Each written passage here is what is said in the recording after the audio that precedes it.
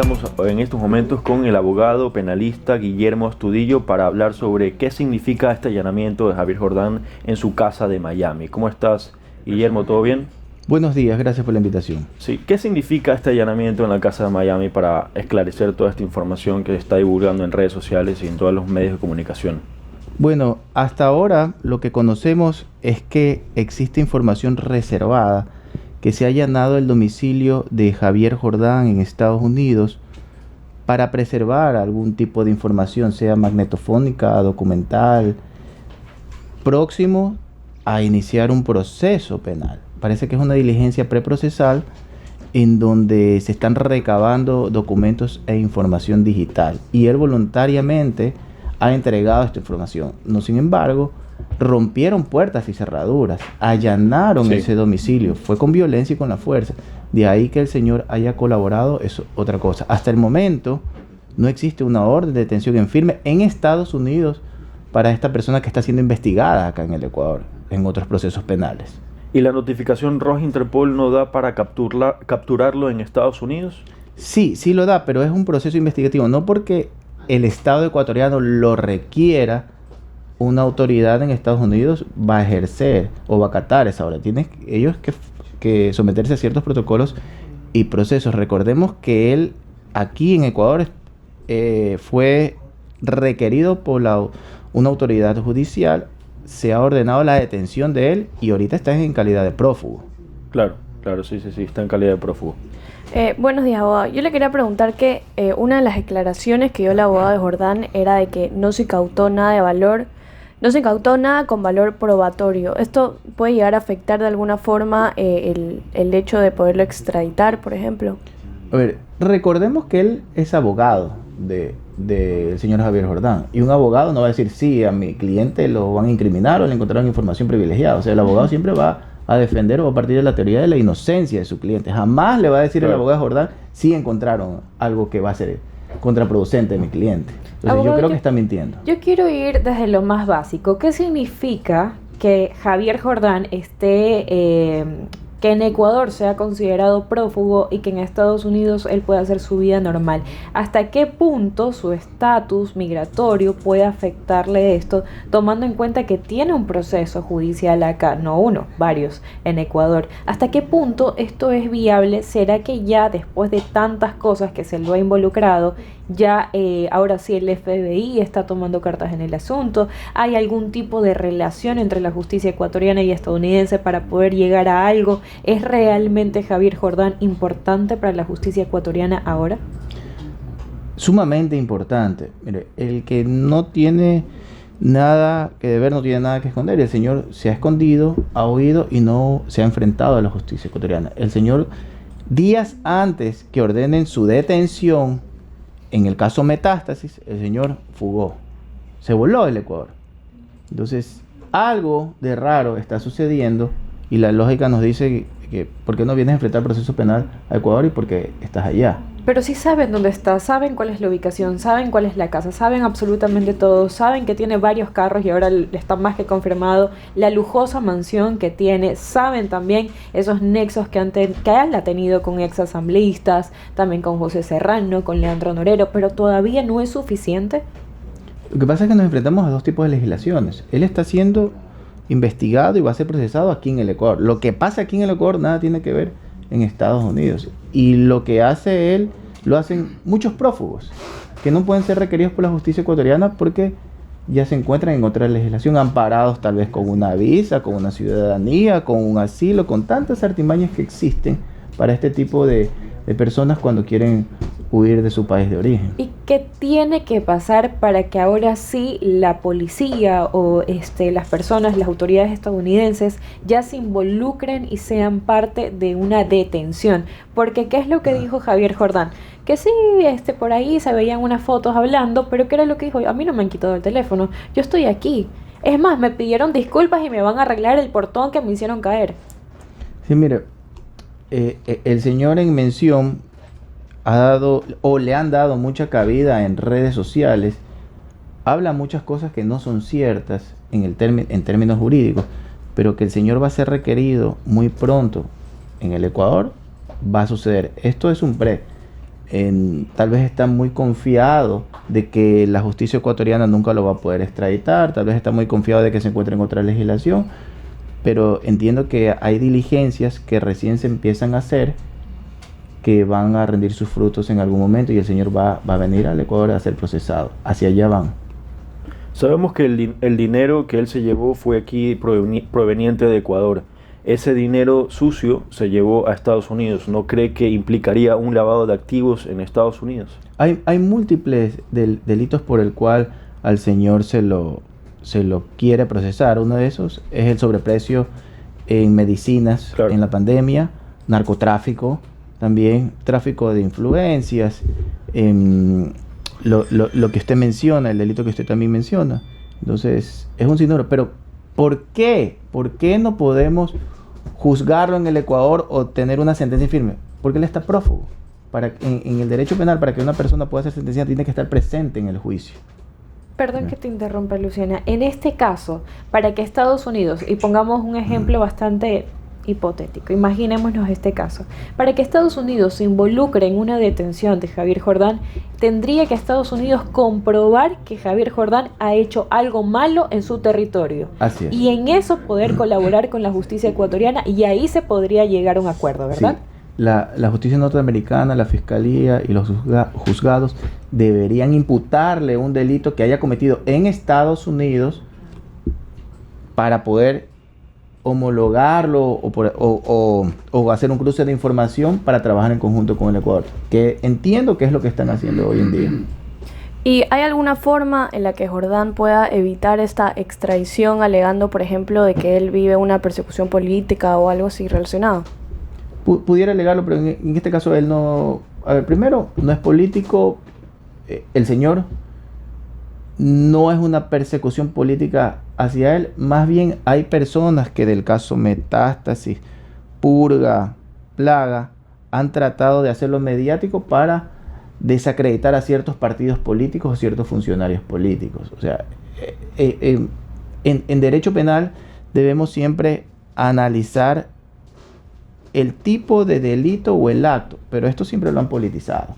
O sea, ahora estamos viendo de que hay partidos políticos que se les trata de imputar crímenes de Estado, crímenes de sicariato y demás.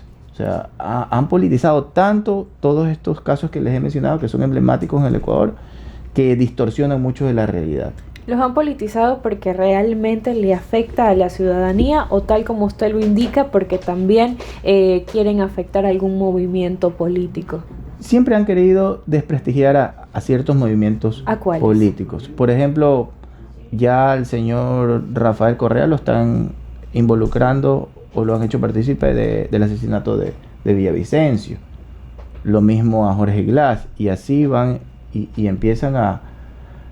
sin pruebas, porque hasta ahorita yo no veo pruebas documentales, materiales o periciales que traten de imputarle un delito a estos políticos. O sea, simplemente son noticias, son declaraciones que existen. Aquí hay un asunto bastante importante, una supuesta vinculación entre Javier Jordán y Leandro Norero. Estamos hablando de que Leandro Norero es un capo que supuestamente falleció.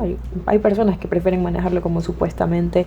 Él dice que, y tal como lo mencionaba, que a través de su internet no se ha podido verificar que él tenía esa aplicación descargada en donde supuestamente se daban esos mensajes. Sin embargo, en la fiscalía sí existen o sí constan esos mensajes porque se intervino pues ciertos celulares. ¿Cómo se puede llegar ahí a una conclusión? Y a la verdad vamos a llegar en temas de exploración y explotación de un teléfono celular. A ver, esto surge en una data. A ver, en el 2023, diciembre, en el 13 o 14 de diciembre de 2023, Mayra Salazar es detenida, colabora con la justicia y ella empieza a ser la primera precursora y colaboradora eficaz en el Ecuador dentro del caso Metástasis. De ahí se ramifican varios casos. Y como uno de sus abogados de Mayra, conozco información no privilegiada, sino ya de conocimiento público, que ella empieza a dar nombres de políticos, de jueces, de fiscales, de operadores de justicia, de empresarios. Y dentro de eso sale el señor Norero, sale Javier Jordán, salen hasta gente de la farándula y de la pantalla. Entonces, ¿qué es lo que pasa aquí? Cuando muere el señor Leandro, o lo matan al señor Leandro Norero, explotan algunos de sus teléfonos celulares y ahí es donde encuentran estos chats de Javier Jordán. Pero ¿qué es lo que hace Javier Jordán? Javier Jordán, su teléfono lo explota de forma privada en Estados Unidos. El señor Javier Jordán tenía que traer su teléfono al Ecuador, tenga criminalística, haga la diligencia para constatar de que yo no tengo y nunca he tenido esa aplicación. ¿Por qué no lo hizo en el Ecuador y lo hizo en Estados Unidos? ¿Por qué trata de defenderse en Estados Unidos? Pone procesos, denuncias o demandas en Estados Unidos en contra de periodistas acá en el Ecuador. Por ejemplo, Sara Ortiz de Diario Expreso. Así es. Ahora, cuénteme algo. Usted en algún momento fue abogado de Mayra Salazar, Así me es. comenta. Sigo siendo. Sigue siendo. ¿Qué dice Mayra Salazar acerca de Javier Jordán? ¿Todo esto sí ocurrió en base a lo que ella ha mencionado? Es que la información es creíble porque la hemos aportado a la fiscalía y a un juzgado penal donde ella ya ha sido procesada. O sea, si no hubiéramos nosotros desarticulado, desbaratado y depurado toda esta justicia que existe. O sea, es cierto lo que ella dijo y se está comprobando hoy en día. Javier Jordán tiene mucho que ver en casos de Demasiado. ¿Qué es demasiado? Temas de narcopolíticas, temas de narcotráfico, temas de tráfico de influencias, temas de lavado de dinero. Esto es muy amplio, el espectro penal y los procesos penales que aún tiene pendientes el señor Jordán. Pero el FBI, bueno, cuando estaba dando declaraciones, dijo que el FBI venía a su casa porque tenía una influencia con Ecuador. Obviamente esto para mí no hay nada de cierto, pero ¿qué puedes decir sobre eso? Qué falso, es falso. El señor Javier Jordán se ha hecho una persona mediática que hace algunos meses empieza a salir a la luz pública con sus, no sé si TikTok, sus redes sociales, Instagram, estos live que hace. Y trata de confundir la realidad o distorsionar la realidad. Y yo no sé por qué los abogados le asesoran en ese sentido. Pero, abogado, ¿tú crees que en este caso, grabar todos estos videos, decir todas estas entrevistas que el man da fuera de su casa el día de ayer, le afectaría algo con su proceso legal en Estados Unidos, o al FBI o el Departamento de Estado no le gustaría para nada que grabe este tipo de cosas? Yo creo que le han de llamar la atención ya hoy, porque ayer empezó, hoy continúa. Y prácticamente como que él se nombra colaborador del FBI para aportar cierta información de corrupción, lo cual no es cierto, del Ecuador. O sea, él está haciendo ver como que allanaron su casa de forma violenta, pero después él de forma voluntaria entregó cierta información documental o digital o magnetofónica de actos de corrupción en el Ecuador, lo cual no es cierto. Y como abogado y experto en la materia, y mis investigaciones me dicen que él está siendo investigado en Estados Unidos por narcotráfico. O sea, el FBI, el Interpol, está investigándolo a él por narcotráfico y por sus nexos. Y para usted, por ejemplo, para que él no quede impune, ¿qué sería, según su opinión, mejor? ¿Que él se mantenga en Estados Unidos o que lo extraditen y lo tengamos aquí en Ecuador y se pueda continuar con todos los procesos que él tiene? Ahora, yo les digo lo que va a pasar. Si a él le inician un proceso penal en Estados Unidos por cualquier delito que sea, por cualquiera, él se va a quedar cumpliendo esa pena allá, y cuando termine esa pena lo envían al Ecuador para que cumplan las otras penas acá, penales. ¿Cuántos años sumarían en Estados Unidos? O sea, le diría que le han de dar unos 30 a 50 años. Luego Sí. de salir de esos 30, 50 años, tuviera que venir a Ecuador a cumplir la pena en Su Ecuador. pena, pero creo que ya no le da el tiempo de vida. Claro, ya sería una cadena perpetua más o Así menos es. para él. En caso de que se compruebe de que efectivamente Javier Jordán tenga algo que ver en asuntos de narcotráfico Así es, en Estados en Unidos, Estados pero Unidos. yo considero algo, y aquí también me gustaría que bajo su expertise, abogado, usted lo confirme.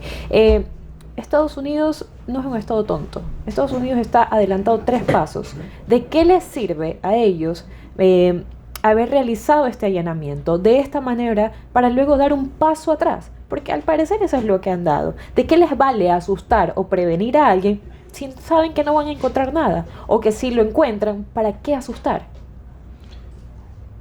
Es válida su pregunta. No sé qué tipo de estrategia esté utilizando Estados Unidos. Tal vez lo hizo para engañarlo, para que se quede tranquilo, para que no fugue. No lo sé. Pero parecería ser un allanamiento amistoso, entre comillas, el que se ha realizado. Claro, porque lo vimos sentados en unas sillas conversando, no sabemos qué conversaron, obviamente esta información dijo que es reservada, pero qué pasará con él. Sabemos que si él toca un aeropuerto, creo que el Interpol sí lo pudiera capturar en un aeropuerto porque ya estuviera en una situación ya migratoria a otro país. No sé si es para fugar o para escapar, pero si él toca un aeropuerto sería capturado. Así es, él no puede salir a Estados Unidos porque lo van a capturar. Y en caso de que se continúen con los procesos, etcétera, y él quiera colaborar, ¿ahí qué pasaría? ¿Simplemente se reduce la pena? ¿Se queda? Sí, en temas de colaboración eficaz, la Fiscalía tiene que analizar si les sirve o no, si les es útil esa información, si con esa colaboración eficaz va a tratar de vincular a otras personas de alto impacto, de gran escala, o si ese caso se puede ramificar en otros. Así como Metástasis ramificó a Purga, Purga Plaga, entonces por colaboradores. Javier Jordán ahora es un objetivo de alto valor para Ecuador, pero hablemos también de los involucrados. ¿Qué significaría para un Daniel Salcedo, para un Cristian Zurita, para una Sara Ortiz, una periodista que también fue supuestamente amenazada a través de estos chats? ¿Qué significaría de que Ecuador reciba otra vez a Javier Jordán en caso de que lo traigan o en caso de que él siga libre de esta manera, siga su vida viviendo en su lujosa mansión, siga de la misma manera enviando estos mensajes bastante fuertes a través de sus redes sociales? ¿Qué significa para ellos o qué significaría para ellos, incluso hasta para la misma Mayra Salazar, que este hombre siga impune? Sería terrible para ellos y para todo un Estado ecuatoriano que siga impune cuando es de conocimiento público, existen pruebas, testimonios de la imputabilidad de los delitos que ha cometido este señor y todo su grupo. Porque este no es un trabajo de 1 o 2 años, vienen décadas haciendo este tema en los hospitales. O sea, el señor es conocido en los hospitales, junto con otros grupos de empresarios, políticos y partidos. O sea, no es que el señor dijo me voy a ir a Miami en 1 o 2 años, no. Él para estar hoy en día en Miami tuvo que haberlo planificado hace 15 o 20 años. O sea, todo esto es una estructura que realizaron en los hospitales décadas atrás. O sea, esto es un trabajo bien planificado. ¿Por qué cree usted que no pueden incautarle o quitarle la casa y los carros que él tiene? ¿A nombre de quién están esas casas y carros? Le debo el dato, compañías extranjeras que ni siquiera están domiciliadas en Estados Unidos. Podemos hablar de una compañía de que la casa puede tener una compañía extranjera en Costa Rica. O sea, son intocables, son bienes intocables, porque se trabajó en una estructura societaria, legal, jurídica. Antes de esto, el señor está bien blindado. Si no, hace rato lo hubieran capturado. Claro. Hace rato le hubieran quitado todas sus cuentas bancarias, todos sus bienes muebles o inmuebles. O sea, el señor trabajó en una estructura décadas atrás para estar tranquilo hoy en día en ese país. Eso quiere decir que Javier Jordán no está solo. Obviamente, es un grupo. ¿Es un grupo delictivo? Es un grupo de delincuencia organizada, lo dice el COIP. ¿Y él está o tiene algún tipo de vínculo con algún GDO actualmente ecuatoriano? Eso no le podría decir actualmente, pero lo tuvo en su momento. En las declaraciones de Mayra Salazar lo dijeron. ¿Hace cuánto lo tuvo? Yo le diría que hace más de 15 años. Ok. Hace más de 15 o 20 años. Porque el tema de los hospitales no es de 1, 2, 3. Esto ha existido siempre. Sí. Y el señor ha sido uno de los precursores en el tema de los hospitales hace 15 o 20 años. Claro, por supuesto. Y hablando sobre los delitos penales, ¿qué reformas puede haber en la constituyente para cambiar ciertos delitos penales o modificar algunos? A ver, creo que en una de las primeras entrevistas que di acá hablábamos de la extradición, sí, de la pena de muerte, castración, y es válido todo lo que sea radical. En ese sentido, para este tipo de delitos o personas debería existir una celeridad en la justicia para que puedan ser extraditados. No debería ser interrumpido los procesos porque la persona no se encuentra en el Ecuador para ser juzgada. ¿Okay? Entonces deberíamos buscar alguna forma de juzgar a estas personas que se van a otros estados, a otros países, para no retrasarnos. Porque ¿qué es lo que va a pasar hoy en día? El señor se va a quedar en Estados Unidos cumpliendo una pena si descubre el FBI o el Interpol o le atribuyen algún delito. Y de ahí va a venir el Ecuador. ¿Pero cuándo va a venir el Ecuador? Cuando tenga 60, 70 Claro. años, cuando ya no sirve, cuando esto ya no exista. Pero ¿qué sería mejor para nosotros? ¿Que cumpla una pena en Estados Unidos o en Ecuador? Yo creería que en Estados Unidos, porque acá en Ecuador va a venir a ser uno de los capos más que hay en la cárcel o tal vez Va a vivir de lujo, como Fito. lo mate. Claro, no hay ninguna también. garantía acá en el Ecuador. ¿No sirve más vivo? Para que hable, sí. Ujú. Para que hable, sí. Para que Entonces hable. es mejor que se quede en Estados Unidos. ¿Alguna pregunta, Luciana? Para ya Yo finalizar. tengo una pregunta justamente con esto de las movilizaciones y era algo que estábamos tocando bajo su expertise, abogado. ¿Qué es justicia indígena y hasta qué punto la justicia indígena está amparada en la actual constituyente, en el actual Ecuador? Pero también cuando deja de ser justicia indígena y llega a ser un linchamiento. Todo lo que es violencia, sea en justicia indígena, justicia afroecuatoriana, justicia a la que usted le llame, todo lo que genera violencia es un delito. Y cualquier acto delincuencial es reprochable por la justicia y por cualquier Estado. En ese sentido, debo decirles que se está amparando, tergiversando de que porque voy a hacer justicia indígena, porque voy a hacer marchas, voy a cometer actos delincuenciales. Metan los presos. Yo también les he dicho las veces que me han enviado que yo soy una persona radical. Cualquier persona que tenga piedras, palos, gas pimienta o que empiece a insultar, llévenselo detenido. Sea indígena o no sea indígena. Eso no quiere decir de pronto que todos los que están manifestando tienen culpa de algo o van a agredir, o todos los que están manifestando pueden llegar a ser considerados terroristas. Eso es una de las premisas que se han manejado bastante en redes sociales. ¿Por qué? Porque en algún momento o al inicio del paro nacional mencionaban ¿por qué no declaran a la CONAIE o a los líderes de la CONAIE como terroristas? ¿Cuál es su opinión en base a eso? A ver, los precursores siempre son los líderes de estos líderes. Ellos hacen el llamamiento, le dicen salgamos a las calles, les fletan buses, les dan banderas o pancartas. Entonces tratan de atribuir una responsabilidad al líder, a quien hace el llamamiento, a quien llama a todas las personas. Y es ese líder, como él es el precursor y le dice vamos a las calles, llévame cientos de personas. Por eso quieren atribuirle algún delito al precursor, al líder. Y está bien porque él debe responder, porque él debe inteligenciar a su gremio, de no llevar piedras, palos, de tratar de no tener infiltrados, de darle seguridad a esa marcha. Entonces, yo estoy de acuerdo con que se sancione o se encarcele a estos líderes por no asesorar bien tal vez a sus, digamos, discípulos o gente del gremio. Militantes. O militantes. Ahora, ¿se sabrá en algún momento definitivamente quién financia estas movilizaciones? Leonidas Issa lo dijo, millones de dólares en las calles y directamente para pérdidas, caos. ¿Se sabrá realmente de dónde viene ese dinero? Lo sabríamos si Mayra Salazar estuviera aquí en el Ecuador, ya nos hubiera dicho hace rato. Pero Mayra vamos a Salazar investigar. tiene mucha información. Demasiada. Y ya se lo voy a preguntar de dónde sale ese Me dinero. parece perfecto. Y ya una última pregunta que le voy a hacer y ya de manera más personal. ¿Es difícil, es complicado o ha sido complicado ser abogado de una figura tan clave como Mayra Salazar? Súper complicado, súper difícil, pero ese es el desafío del grupo de abogados que la representamos. ¿En algún momento usted tuvo miedo de perder su vida? Cuando viajé a Ambato para sacarla en helicóptero, sí temí por mi vida. Solo en ese instante. Dentro del proceso penal no, porque habían cientos de personas. Era un convoy de carros. Era como lo de las películas. Así fue la salida de ella. Entonces yo me demoré casi 4 horas en gestionar su boleta de libertad. Y yo estuve en el tanque, en la tanqueta, en la parte de atrás, con Mayra al frente mío, con fusiles, con cientos de patrulleras, gente armada.